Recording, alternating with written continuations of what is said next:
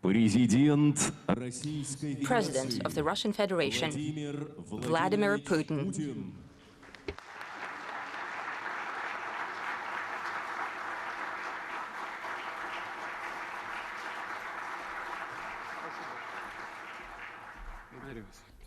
Thank you. Colleagues, friends, ladies and gentlemen, I'm happy to welcome the participants of the Third International Future Technologies Forum. As per tradition, it is here, in this audience, that we outline the future frontiers of scientific research.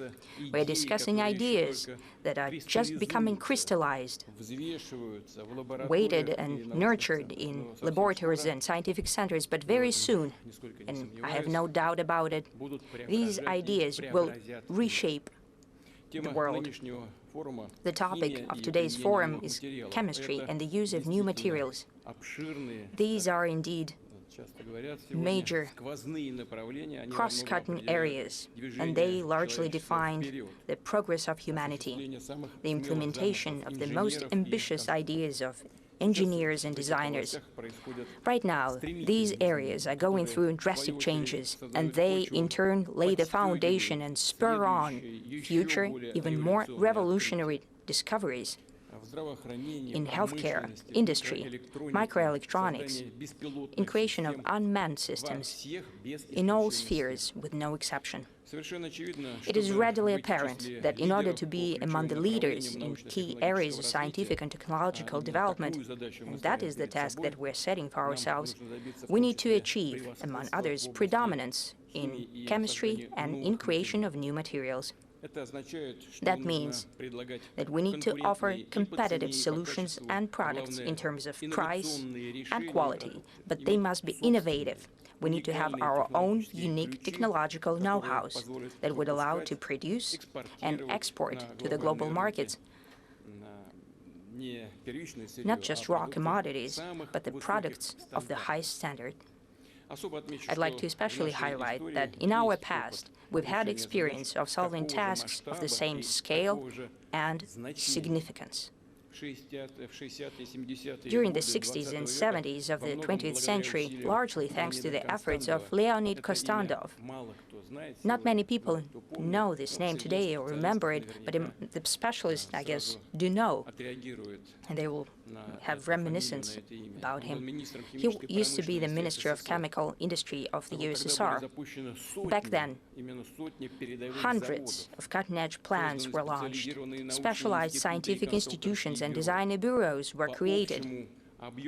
In terms of total output volume, Soviet chemical industry was ranked #1 in Europe and #2 in the world. However, that heritage was largely squandered. And I say that with great regret.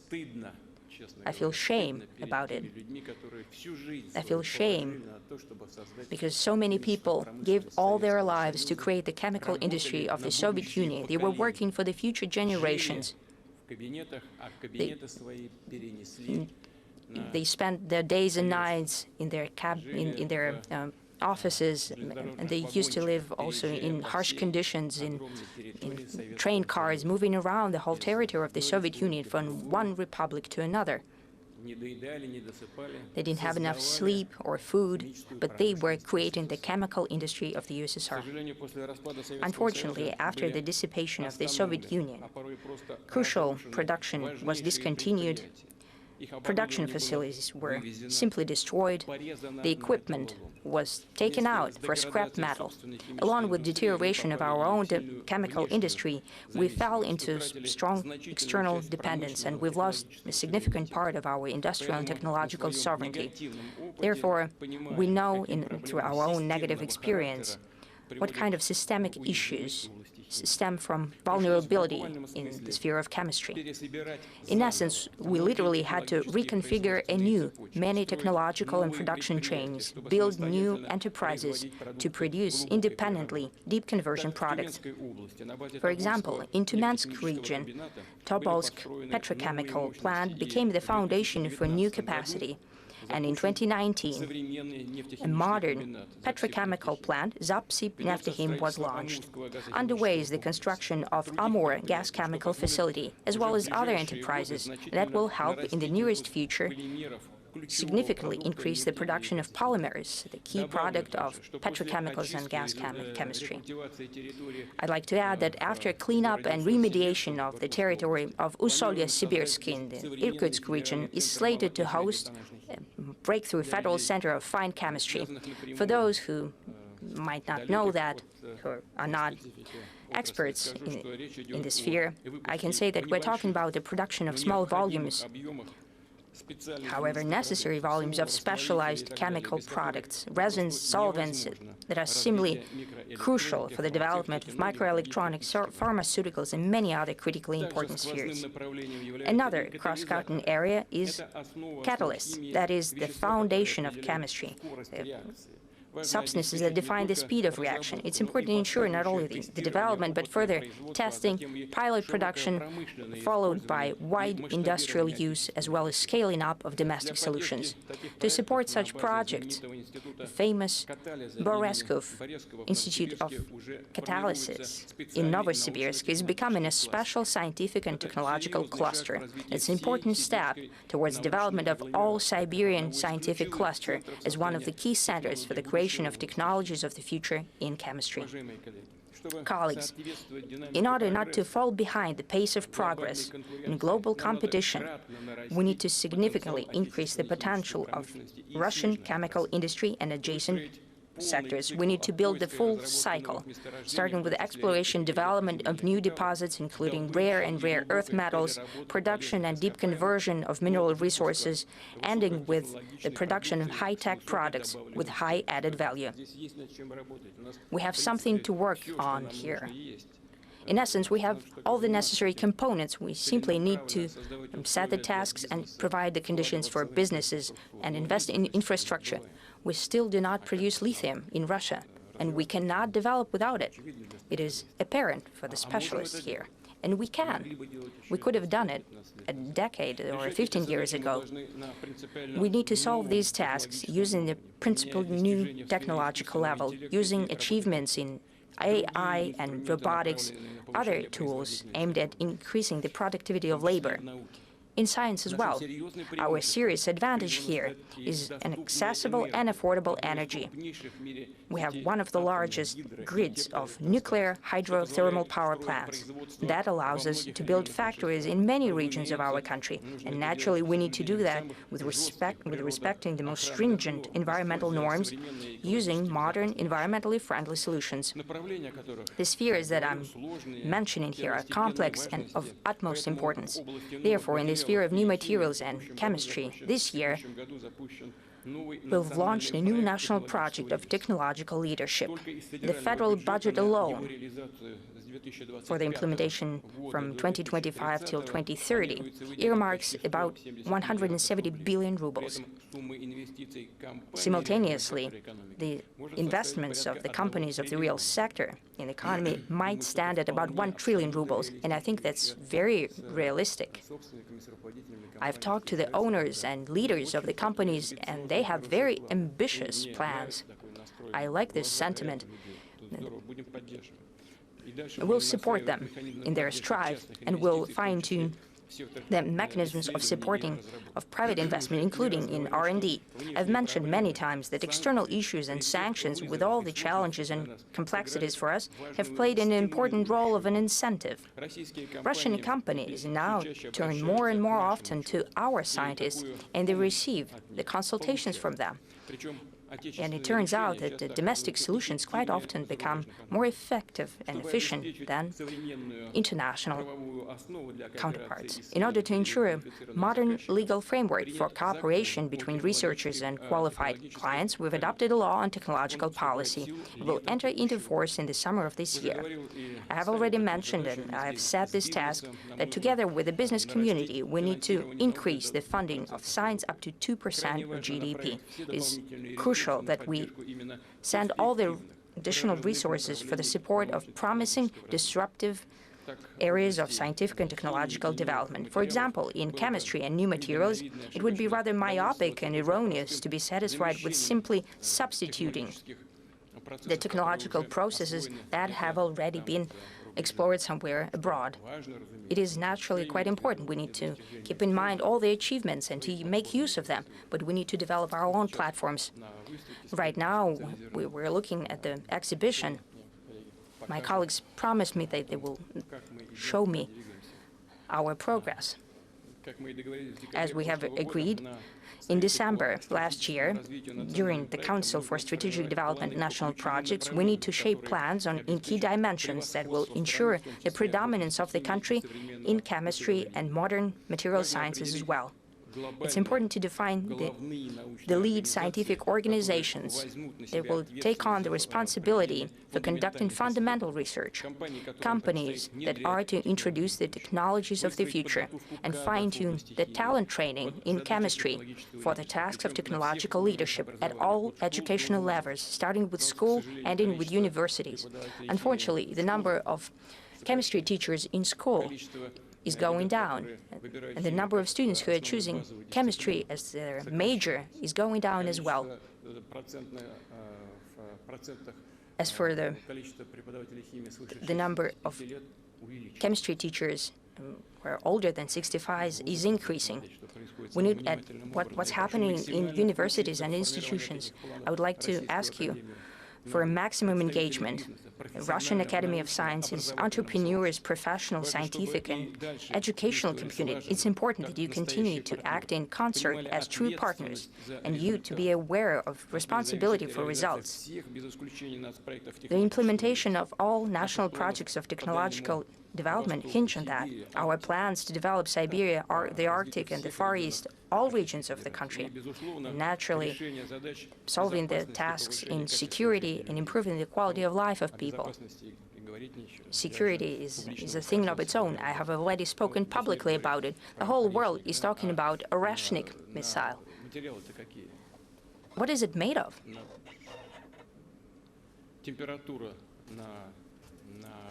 The temperature on the payload is about the temperature of on the surface of the sun. We have to be conscious of that. Starting with the 1980s, some gliding block technologies were being developed. It's called Vanguard today. It has comparable temperatures on the warhead, a bit less than the surface of the sun. We were thinking about that back in the 80s, but it couldn't be done because there were no materials for it. That was the issue. It's flying and it's melting like ice cream. But this signal for homing is still coming through. That's the result of materialist science.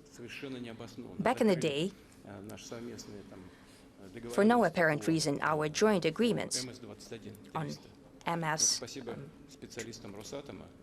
21300, all the opportunities were closed down in that for wind. Yes, we had to postpone the project, but still we developed our own wind technologies with our own heads and minds, and we need to do that in all other dimensions as well, and to work constructively together. I'd like to ask the government to think about the way we could regulate the interaction between our enterprises and enterprises of our competitors in order to ensure certain advantages for our national producers. Yes, as part of the WTO system, but still certain hindrances were created for us, and so we can regulate that for those who would like to come back to our markets, creating the advantages for our own producers. We need to do that, fine-tune that, but it needs to be done. I see that Minister Montrov is here and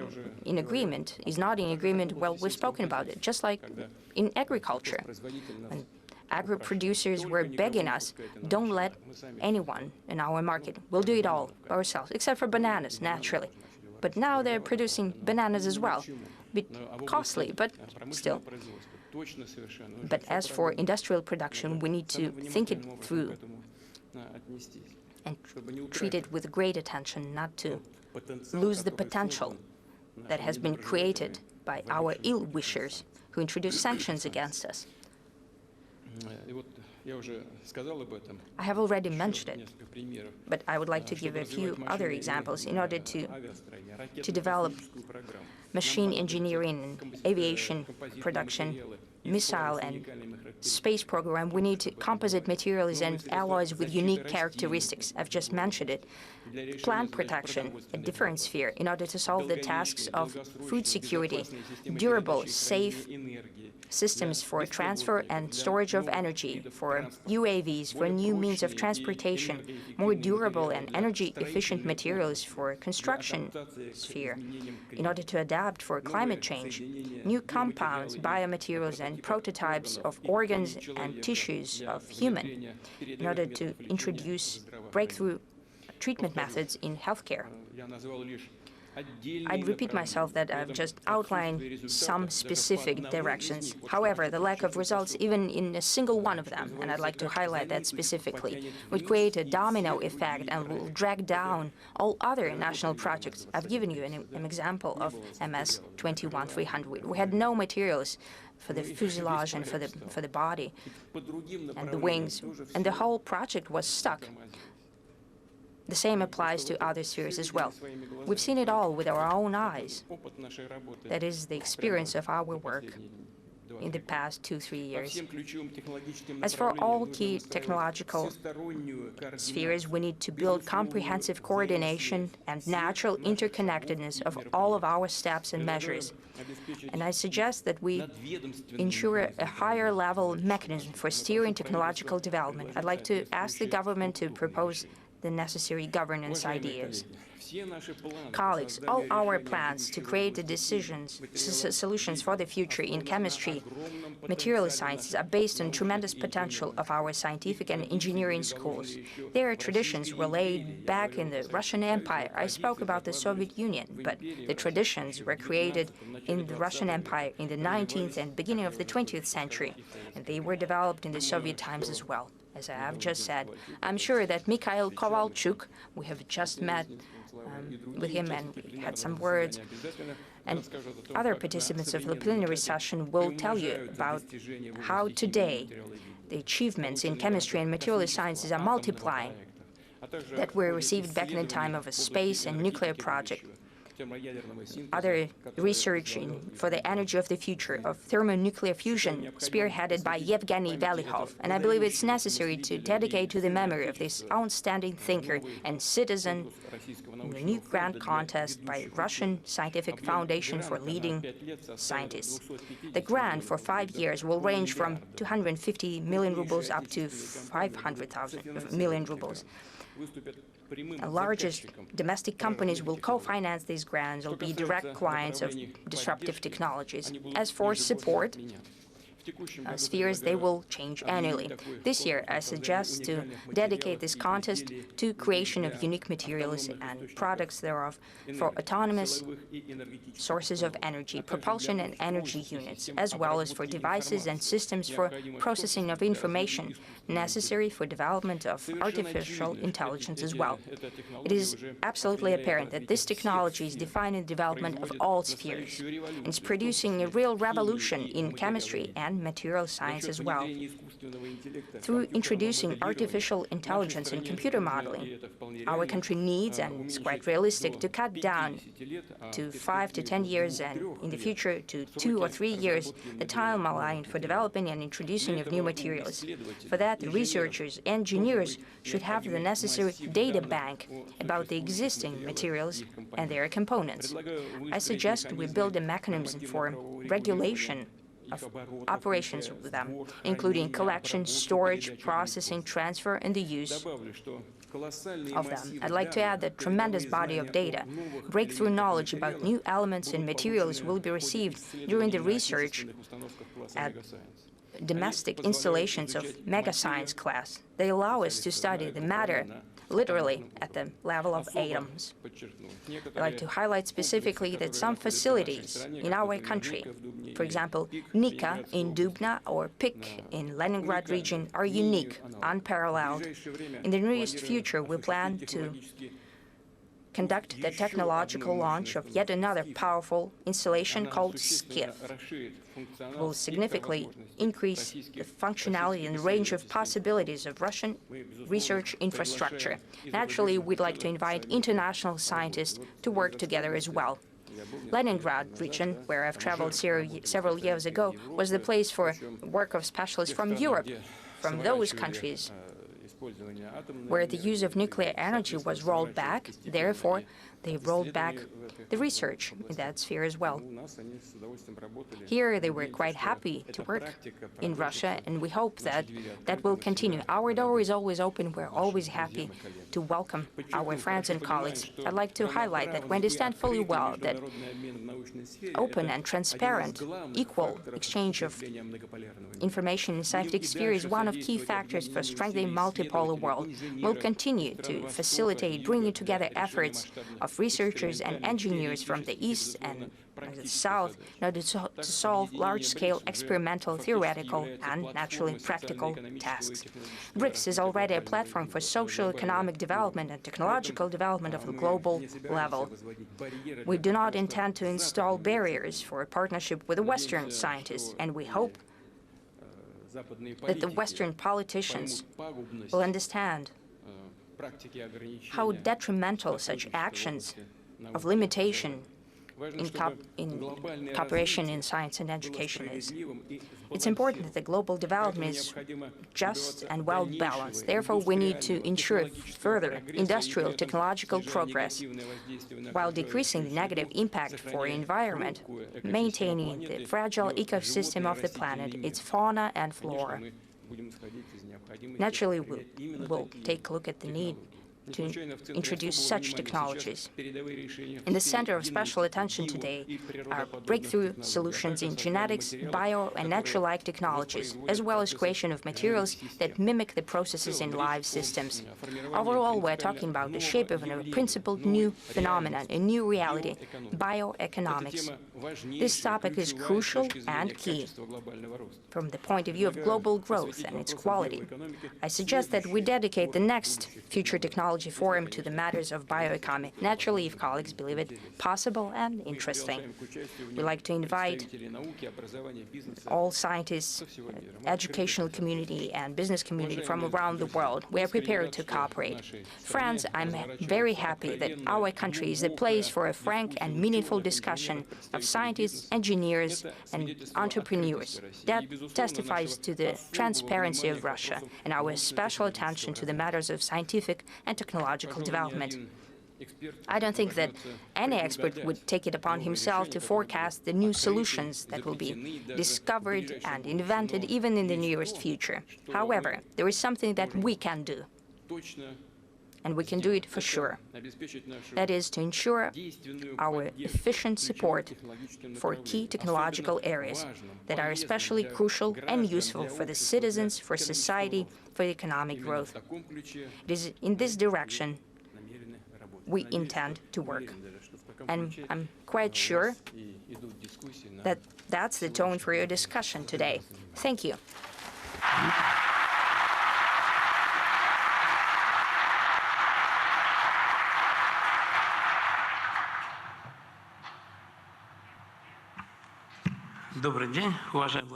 Good afternoon, Mr. President, distinguished colleagues. Thank you for this introduction. Mr. President, from the outset, I would like to thank you. We know you're on a very tight schedule, but still you found the time to participate in this forum, which in itself is a testimony to the attitude towards science and technology in our country. So our forum has been elevated to a whole new level. Thank you. Before I give the floor to the other speakers, I would like to say a couple of words. As you're aware, everything in life is material. When the special military operation was declared, It was a reminder to the world that it's material and we are a significant part of that material world. Any human thought arrives in society through material means. If a painter has an idea, then he should put that into practice, make that a reality through a painting or through a sculpture. So through material means, any human thought becomes available to society. So when questions are asked about the priorities, about the development of science, there are two priorities. First, matter, and the second, energy, which is required to build that matter. You know, once I talked to Mr. President, and you said there is another priority, which is soul and intellect, intelligence, and human thoughts. And I think our country has an abundance of all of that, both matter and energy, as well as intellect. If we didn't have that, then we wouldn't have been able to build spacecraft, which is a testimony to our capability. Before I give the floor to a representative of Kurchatov Institute, Vladislav Antipov, I would like to say something. We spoke about nature-like technologies, and this is something you mentioned, Mr. President. We say nature-like, but the very course of life basically resulted in the emergence of these technologies. Our technological world is very simple. We cut everything that is redundant. Like, we take a tree, we take away everything but the trunk, and then we turn it into hardboard. And it means that basically 80% of matter is not used, whereas nature knows how to save things. You turn one cell into a living being. A seed is turned into a plant, and nature-like technologies follow that logic. The very development of technology has made us come here. We take a laser and create unique things through powder, which is welded together. Using these nature-like technologies, when I was a student, 90% of articles were about semiconductors, whereas right now 80%, 90% of articles are on life. So biocompatibility and biocompatible materials, that is another priority. I would like to ask you, Vladislav, could you tell us about the priorities and the forecasts and the prospects of the biggest center for materials science? Over to you. Distinguished colleagues, Mr. President, in all times, thanks to materials with specific properties, we've managed to come to the goals we fixed. A very good example is the Soviet space program. A lot of materials had been created. So far, no one has been able to replicate the Buran flight, for which a unique thermal protection based on quartz molecules was developed, and 80% of that was thanks to aiaa, because it's a very good thermal insulator. We managed to protect Buran from temperatures of 1200 degrees. We have other examples like the centrifuges. Not everyone knows that for 30 years you need a centrifuge up and running, and it creates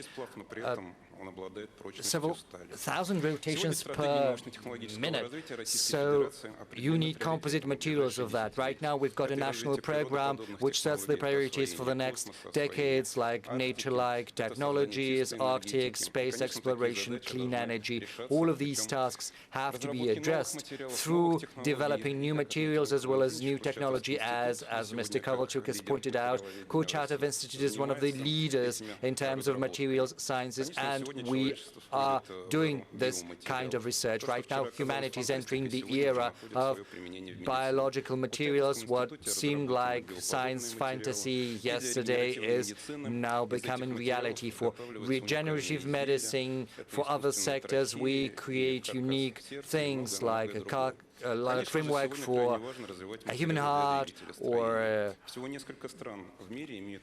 a trachea substitute. Right now, there are other examples like the gas turbine materials. The most important thing there is the turbine blade, and right now we are working on monocrystal turbine blades. They're basically one single crystal. Thanks to a special coating, we managed to make it resist almost 1950 Kelvin. We have built these materials for PD14. Well, let's take a motor gondola, which is 60% carbon and ceramic plastics. This is one of the materials that has been developed thanks to the grants from the government. We also use additive 3D technologies for several elements of the combustion chamber. Also, the 21st century is the era of additive technology. We create new things layer by layer, which was impossible through conventional means. Right now, Kurchatov Institute has a whole series, a whole cluster of these 3D printers, which are used for energy, for cars, for medicine. The efficiency of additive technology can be demonstrated through one simple example, like the thermal apparatus for PD191. In the past, it used to weigh 70 kilos, and it took several months to build. It consisted of 23 spare parts. Right now, through additive means, we can build this thermal convector, which only weighs 19 kilos, and we've managed to decrease 20-fold the time required for the creation of that element. So you see how efficient these 3D technologies are. We build more than 10,000 details through 3D means, and Kurchatov Institute is responsible for the technical side, carrying out research, providing these technologies to our partners. And of course, it's very good to work together with Rosatom because it's endowed with a great potential. So Kurchatov Institute will build the scientific groundwork, whereas the state corporation will help us scale that up.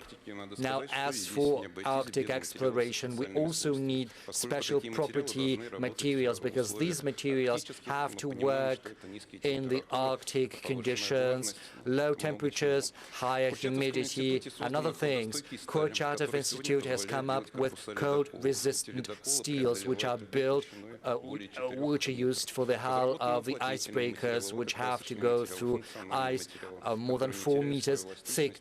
And also there are sealing materials and cold-resistant materials and paint coatings. So our technological groundwork has made it so that Russia is the only country that can boast of a fully-fledged icebreaker fleet. We are also working on underwater gas carriers. Mr. President has pointed that out as well, but Russia requires an interdisciplinary database of materials properties which will help us bring down the time required for the development of new technologies. We'll have more information on properties, on specifics. This will help us achieve uniformity throughout different industrial sectors. This will also help us get access to new materials. Thank you for your attention. I would like to thank Kurchatov Institute for what you're doing. You have mentioned but a fraction of research you are carrying out, but of course there are many other avenues. It comes as a surprise, but Kurchatov looks into genetics very actively, as far as I'm aware. Our colleague has just spoken about that, but maybe some of you might have missed that. Our colleague has spoken about the possibility of developing underwater gas carriers. When a couple of years ago, Minister Mantrov mentioned that in passing to me, I said, nonsense! What about that? What is this nonsense using submarines to transport gas? But Gazprom and Novatek deem that absolutely possible, and they also think that is economically efficient and as well as safe, you know. LNG, immense tankers with liquefied natural gas, which is basically very dangerous. God forbid an explosion happens, but underwater it's absolutely different. And it so happens that it is also profitable, which is incredible. That's the future, and it can be done. So the swift decision-making, as well as the rapid development of new technology, all of that goes up thanks to the use of new technology, thanks to the use of 3D printing, as well as AI. It's impressive. And of course, the Arctic exploration is one of the most important avenues, because many countries across the world are willing to work with us on an icebreaker fleet, which is impossible without cutting-edge materials. The same goes for the development of new engines. We still have our work cut out for us. We still need to do a lot. I'm sorry, that's the truth. Our foreign partners have gone ahead of us, and there's much we should catch up with, but it's a challenge we have to live up to. I would hate to say too much, but probably I won't be mistaken if I correct you. You said that the temperature of modern engines for MS-21 reaches more than 1700 degrees centigrade. It's PD-14, whereas it's for MS-21, whereas for the wide-body aircraft, it's PD-35 engine, and there the temperature reaches more than 1900 degrees. So I would like to thank you personally and your team, those who work on the production. I would like to wish them success. We know who is the one responsible for that work. Almost all the stages of work have been completed, but we have to help our colleagues out and support them. Thank you.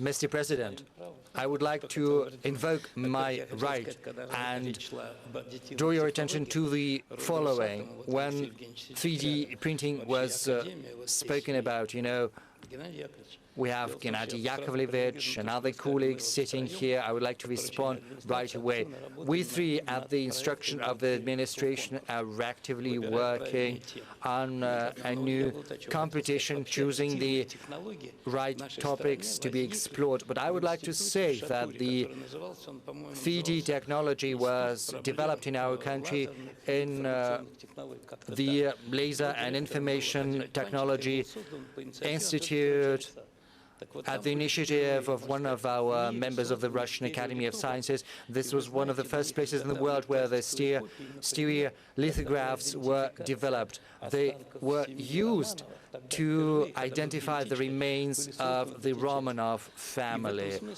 because the genetics was just seeing its first development.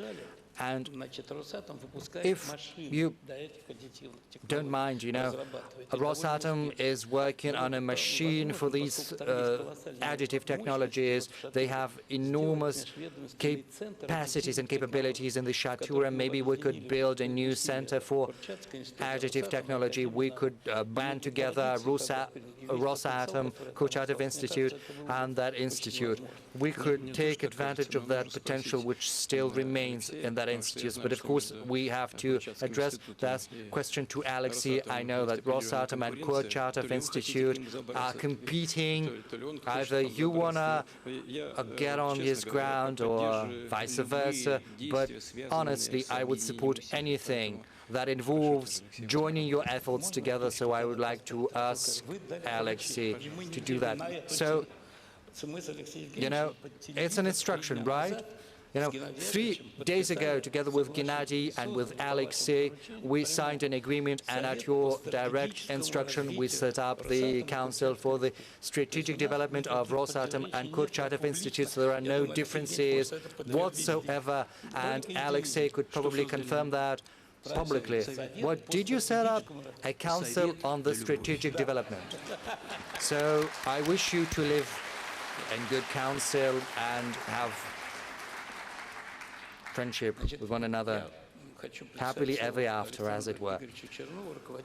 I would like to give the floor to Alexander Chernov, head of the working group of the Russian Quantum Center. He's going to speak about graphene, but before that, I would like to say just a couple of words. The periodic table has a great number of elements, but there are only 4 elements that stand apart: oxygen, hydrogen, nitrogen, and carbon.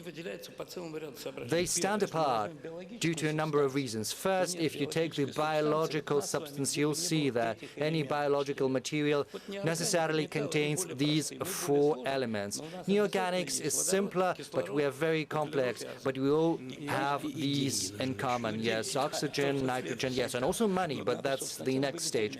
First come these 4 elements, and these 4 elements are unique. Hydrogen and oxygen form together water, but on the other hand, they can turn into a very dangerous gas. Oxygen helps burning because it leads to oxidization, and it also explains aging, whereas nitrogen is involved in explosives as well as fertilizers. Any explosive has a great deal of potential, whereas carbon is a unique material because it can bear the form of a diamond, which is the hardest material. On the other hand, it's a graphite material with a high temperature resistance, and also fullerene as well as graphene. It's kind of a web, and thanks to that, our compatriots have won the Nobel Prize. So it's just one atom thin, right? Yes, but we are making a step forward because there are several layers combined, and that is what you're going to talk about. Yes, Alexander, over to you. Mr. President, distinguished colleagues. Imagine a smartphone that can analyze breathing and identify right away the first symptoms of a disease, or there is a sensor which communicates to you that there is a level of pollution in the environment when you're taking a walk. It might sound unrealistic, but these technologies have already taken off, and the key to those technologies is two-layer materials. We are building 2D materials using graphene on the platform of our quantum center. Graphene is a crystal of carbon, 1 atom thin, and thanks to the innovative research on this material, in 2010, 2 of our compatriots won the Nobel Prize. The question begs itself, what else has happened in this field since then? We're working with graphene. We are also working on other 2D materials, just 1 or several atom thin. We can combine them, fold them, achieving different angles. It's like a construction game. And these new materials have new properties, which, most importantly, can be modified to suit a specific task. In our laboratory, we are pursuing fundamental research. We are basically exploring the physics of these processes. We study new effects, and that work has already borne fruit. Today, at the exhibition, we are to show you at the Gazprom Bank station the materials, the sensors made of those materials, and to talk to you about the possible uses of them. For example, such materials can be used for night vision devices. The main advantage of 2D materials is 15 times higher sensitivity. That means that in the dark you can detect an object at a much higher distance. Such 2D materials can also be used in medicine. Biosensors with the use of 2D materials are made in order to detect biomarkers of disease in your breath as well as in your blood. Thanks to small size and them being flexible, they can be used in wearables or in your clothes. They can monitor 24/7 the human breath. We already have graphene sensors that are very highly sensitive. They detect at early stages such diseases as lung cancer, tuberculosis. They analyze the breath of humans. Our example shows that studying such new materials and the effects that they produce allow us to create principled new technologies, not to repeat or update old technologies, but rather receive innovative devices that are much better in their characteristics of those that already exist. I think it is of principled importance that fundamental science is supported here, because it gives the world such discoveries, which are later allow us to create such devices. As we say, thanks to their unique characteristics, they can help us bypass at the turn everyone, achieve leadership positions, and to have high-tech domestically produced products. Here I wanted to highlight two things. Number one, we would like to have industrial partners to come to us with their own asks and requests, so they would give us the parameters and materials that they're interested in. I think that that way they would sooner receive such devices that could be introduced. I know that some work is being done in that regard. Well, I also wanted to highlight the way this task could be solved. We could create a certain digital platform. I could say it could be a marketplace where scientific teams and industrial clients could meet and try to find common ground.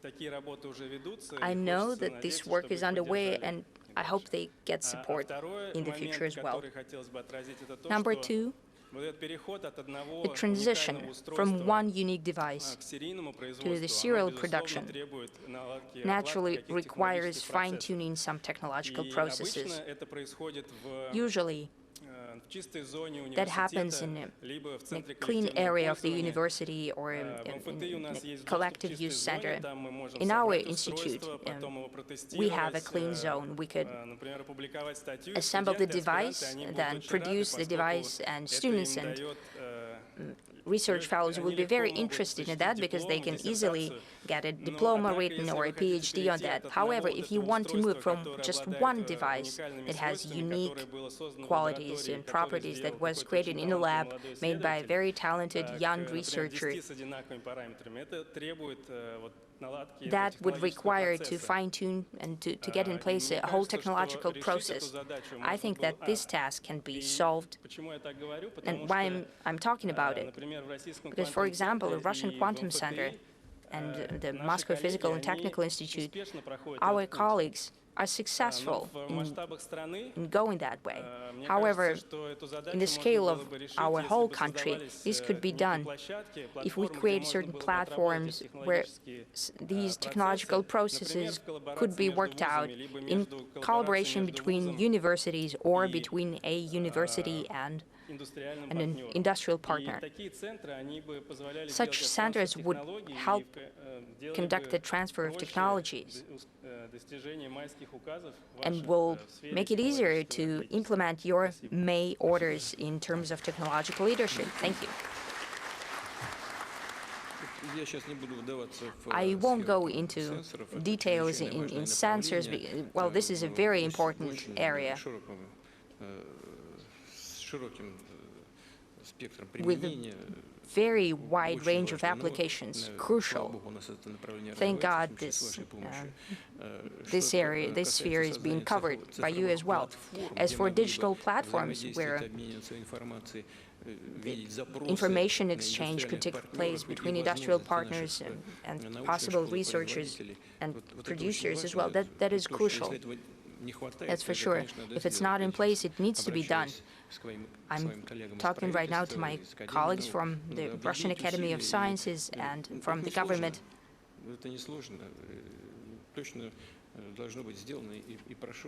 It should be done, and please pay attention to that. As for environment pollution, you said that you can have a sensor on your clothes that would beep in case there is pollution around you or something. That is very important, especially if the environment conditions are good. Sometimes our best instrument here is our nose. When people walk around garbage dumps, for example, you don't need a sensor to tell you that something's wrong. However, the application area of what you're doing is tremendous.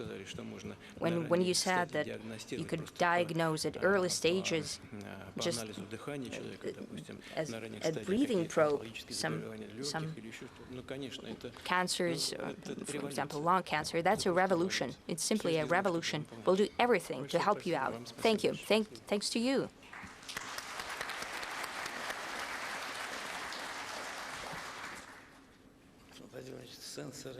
Mr. President, sensors are required for something that doesn't smell, that you cannot detect with your nose, for example.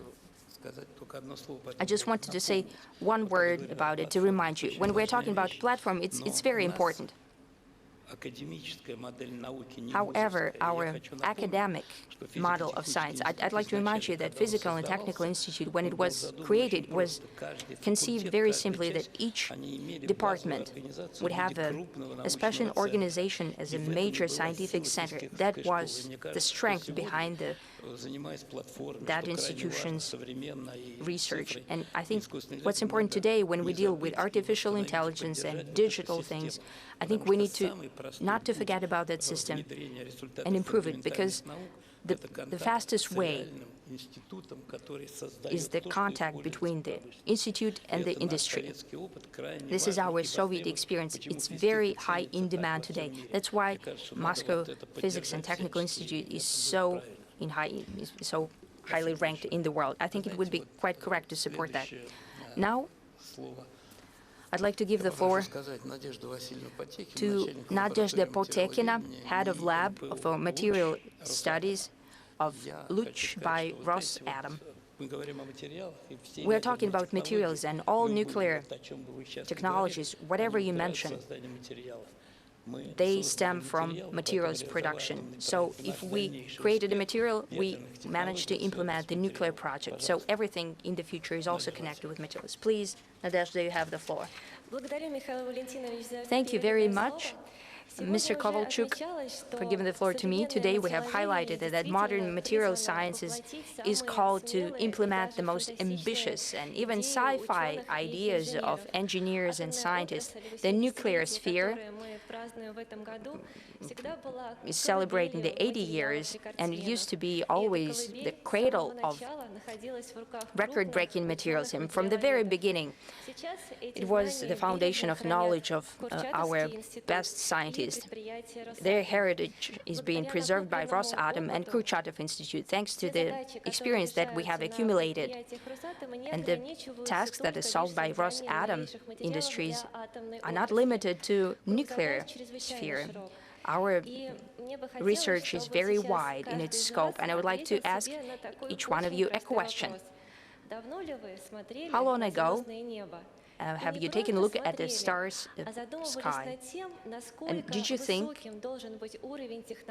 how high should be the level of technology in order to ensure a long flight to the moon, or hopefully to the moon and back, to come home, or to the moon, or to Mars?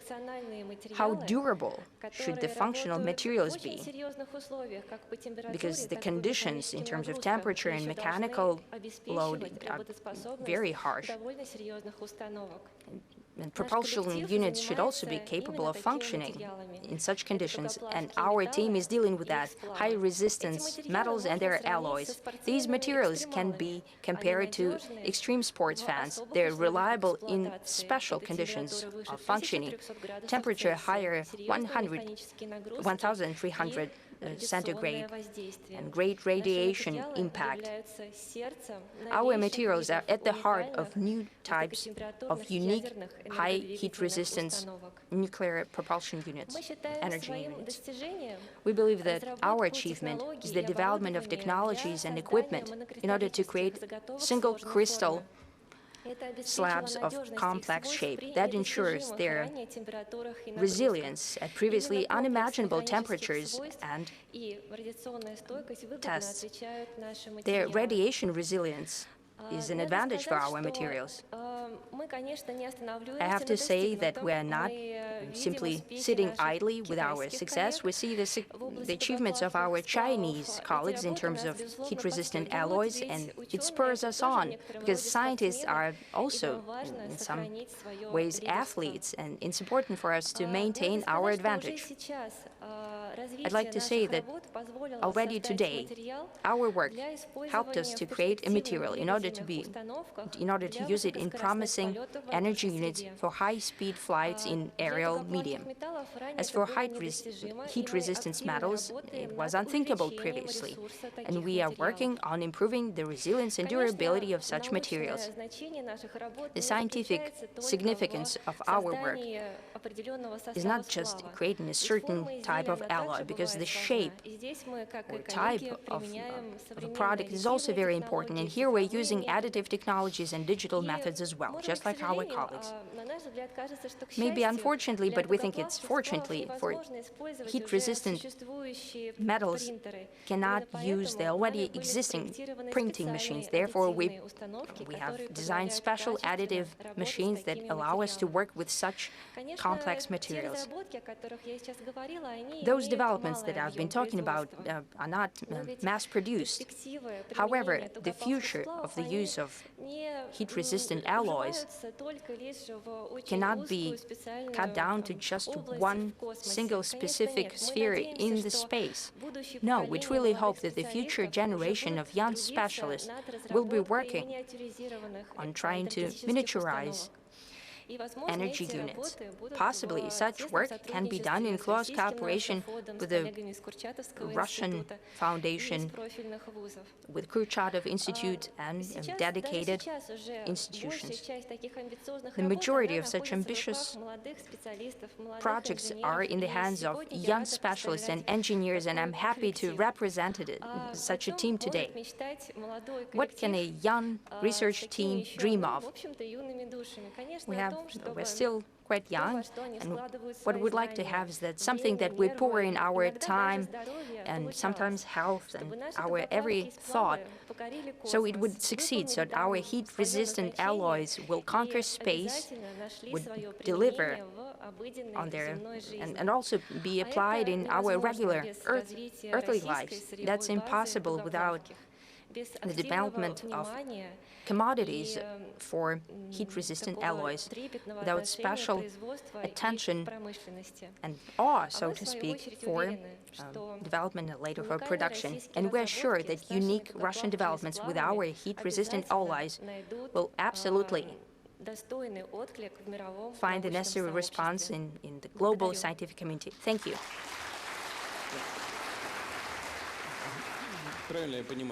Do I understand correctly that you need such rare and rare earth metals? Yes, that is true. So what do you suggest? What should be done? It should be developed. Our deposits should be developed. Remember about them. Have you studied such mineral deposits? Did you take any interest in how it can be produced, except for Yakutia? Everyone knows about Yakutia. What is besides secret? I can tell you a secret. I'm a geologist. I come from geological department of MSU, of Lomonosov State University. Naturally, we've studied them, and we really hope that molybdenum and tungsten deposit will be brought back. Our department used to work there a lot. I also mean that as well. So what's with a flight to Mars? Can a living cell fly to Mars and come back? Please be honest. Well, we need to learn what's out there. Yes, out there. Well, all kind of machines fly to Mars, but can a living cell fly to the Mars and make it back alive? We hope that it can.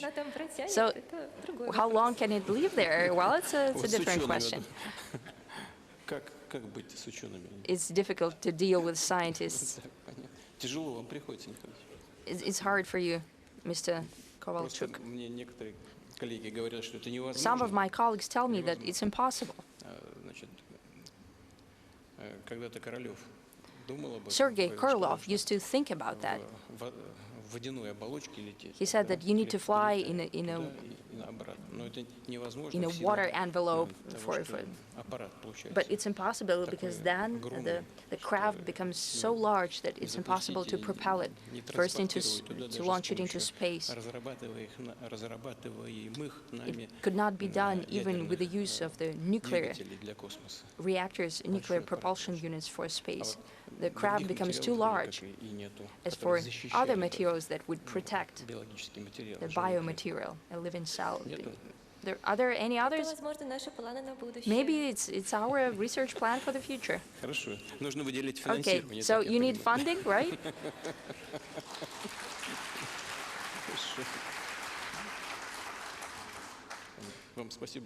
Thank you very much.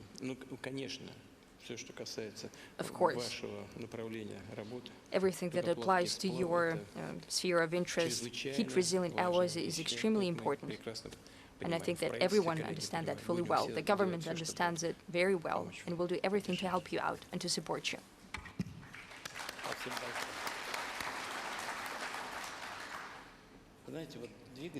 You know, Mr. President, space engines, in that sense, were ahead of the whole planet. All of our satellites used to have nuclear propulsion units on board, and here, together with Rosatom and with the Russian Academy of Science, we're working on non-electrode propulsion units. They are of completely different type, and they must ensure the flight to the Mars. As I said, we fly into space today, just like Munchausen used to fly on a projectile, on a cannonball. So if we miss the moon, well, we've just missed it. But we need a different kind of engine that could hover over, so we could slow down and hover over an asteroid, for example. We have prototypes, and we've been dealing with that for decades. And together with Rosatom and Russian Academy, we can do such a shuttle and to get energy on the moon. We'll have something to moon on the moon on with. And we have a number of stations there using a completely different principle. It's very important. So the materials that we've been discussing. Well, since we mentioned it, I would like to circle back to Mr. Likachov. So no one would doubt here in the audience that all matters have been solved. I'd like to remind you that about 15 years ago, when Rosatom was reformed, Mr. President offered to Mr. Kiriyenko and to me to conduct a reorganization procedure. A high-tech company was being put in place, so they decided to take the science component out as a Kurchatov Institute to create the first national lab in Kurchatov Institute. Later, what was very important, after that restructuring procedure, we have united back as a very effective, modern community. The space project was successful because there was a scientific leader and they had contact between scientists and industry. I think that was the key to success. You know, we have one last speaker, Valentin Ananikov, head of the Laboratory of Neorganic Chemistry at the Zelinsky Laboratory. I'd like to ask you to talk about chemistry because that's where Mr. President has started from.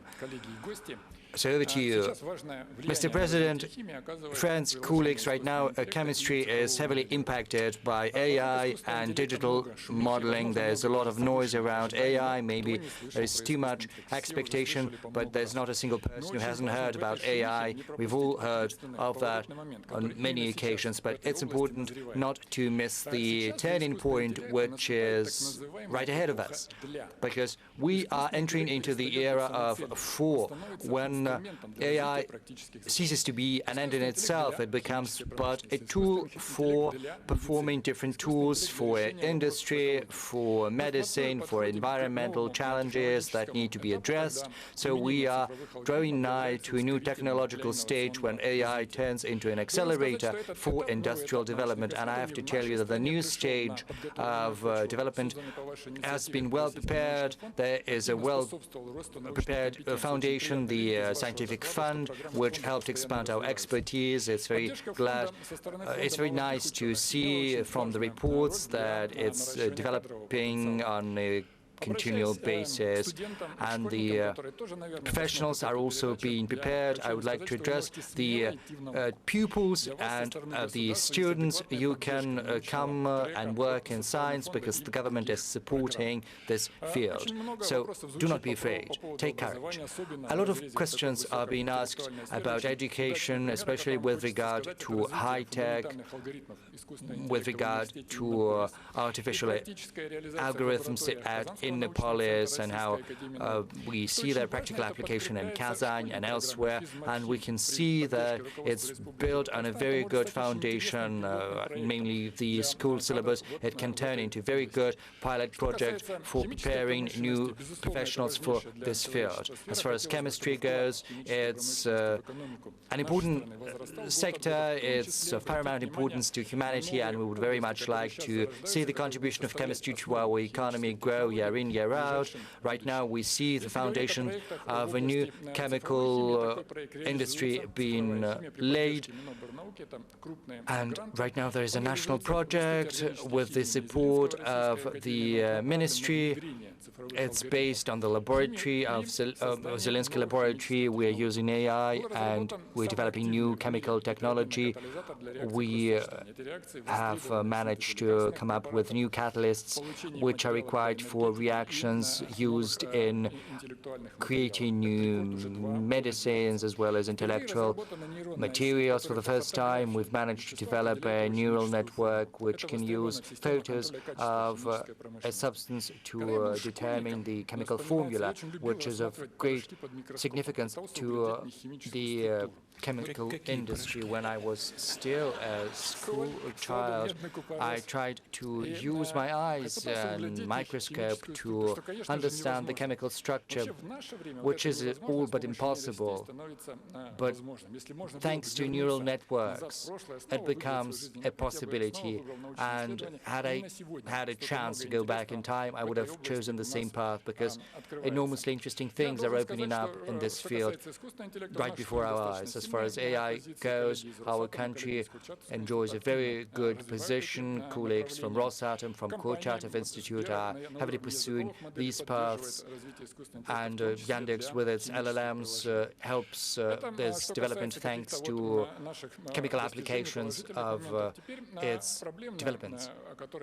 But there is a problem I would like to dwell on. The stumbling block for many chemical projects is the upscaling of chemical synthesis. Our scientific projects are efficient in providing unique materials with very useful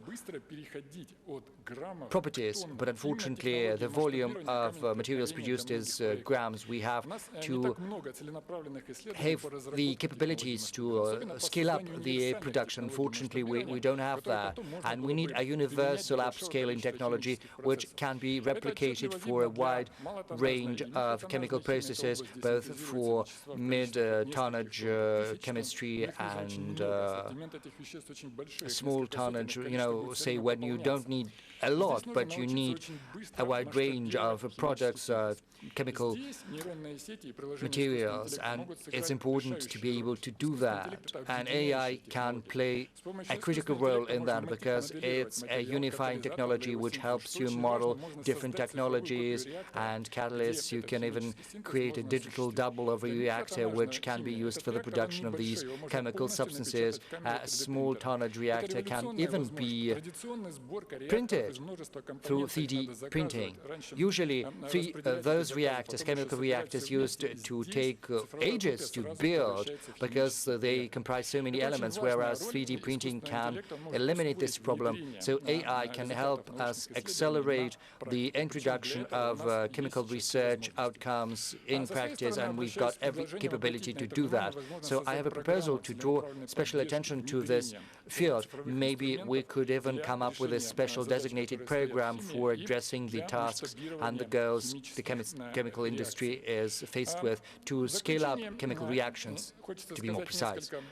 In conclusion, I would like to say a couple of words about the ideas, the projects stemming from AI. I think some ideas might seem as if it were sci-fi, but what used to be sci-fi yesterday right now is reality. We have to catch up. We have to substitute several processes and technologies in chemistry, but the most important and the most efficient way of catching up is getting ahead.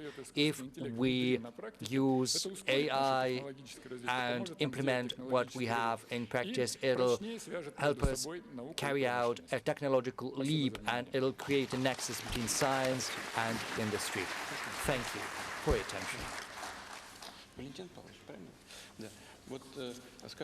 Valentin, I'd like to ask you, what exactly do you need to build this digital program which will allow you to replicate the technology? What concretely needs to be done? Because this issue is of paramount importance. It's of critical importance. Microtonnage chemistry, fine chemistry is very important. We need a neural network which will be able to create a digital double of a reactor. The research is there. You need to gather a requisite amount of data on reactors, on their construction. Then the neural network, which is a cutting-edge technology as well as a cross-cutting technology, it'll bring data together and will help you with the design of a reactor. Usually the design of a reactor it comes up with is very complex. Usually it wouldn't occur to a human being. It's unique, so it's a unifying technology. You can make but one step from the reaction to the reactor. But whom do you need? We need chemical engineers as well as coders. So the Russian Academy of Sciences is supposed to play the coordinating role, correct? Do you have a mic? Yes. Can you give the mic to the president of the Russian Academy of Sciences? Thank you. No. A little farther. Yes, right there. Correct.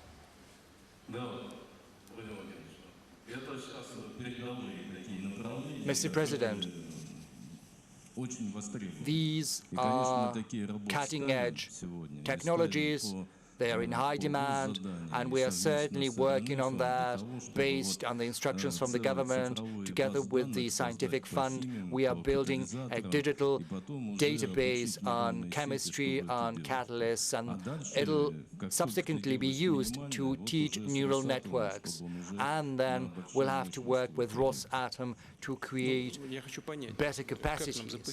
But I would like to understand, how do we launch this process properly? Because through helping them, we will help ourselves. What does the government need to do? What do you need? Yes, funding, of course, but tell me how much, and who's going to participate in the process? Just be specific. We need resources, that's true. We'll talk with Valery Nikolaevich to channel more resources into this project. If you don't mind, Mr. President, as part of the national project, we spoke with Valery, and we spoke about the possibility of introducing a special event into the national project. So yes, the national project, which is called New Materials and Chemistry, so it'll be yet another task. I would like to ask you to inform me on what you are doing in practice. Yes, Mr. Likachev, I would like to say that there is a prototype which will demonstrate to you at the exhibition later. Thank you. And you said that had you had a chance to go back in time, you would have chosen the same path of research in science. And that's great to hear.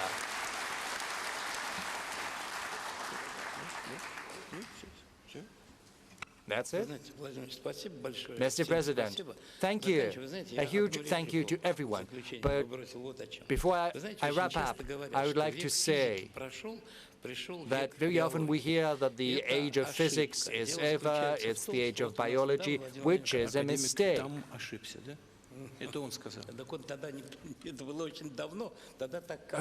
So it was Newton who was mistaken. Well, it was a long time ago. Maybe he might have been mistaken. But just recently you held the Presidential Council on Science and Education. You spoke about the importance of physical, scientific training.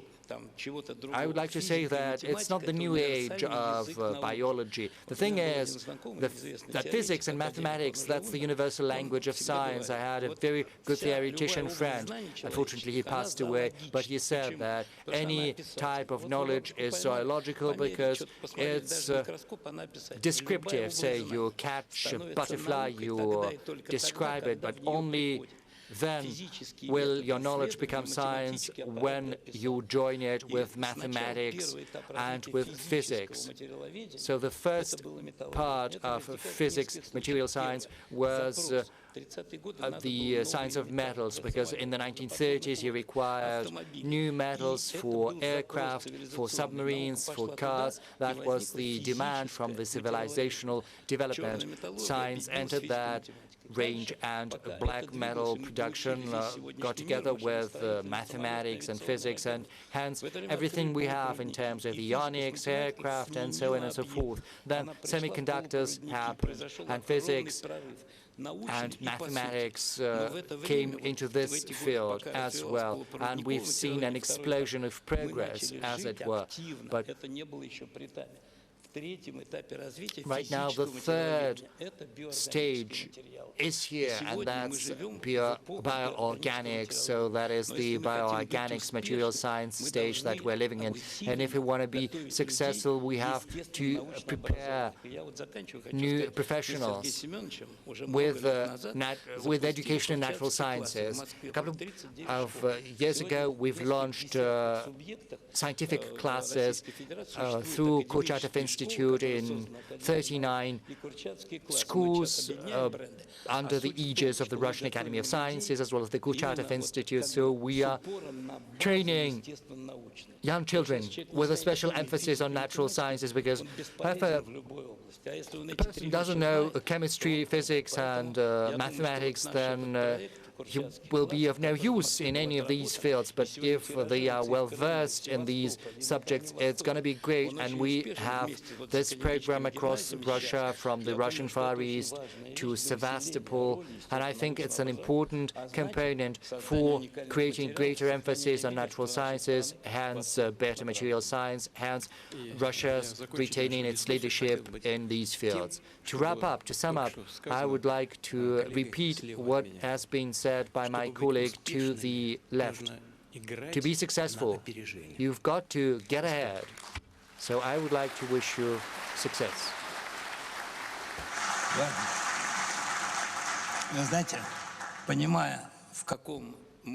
Well, you know, we understand what kind of world we're living in, and we know that Mr. President is in a very tight schedule, so let's give him a round of applause for participating in this session and give him our wishes of very good health.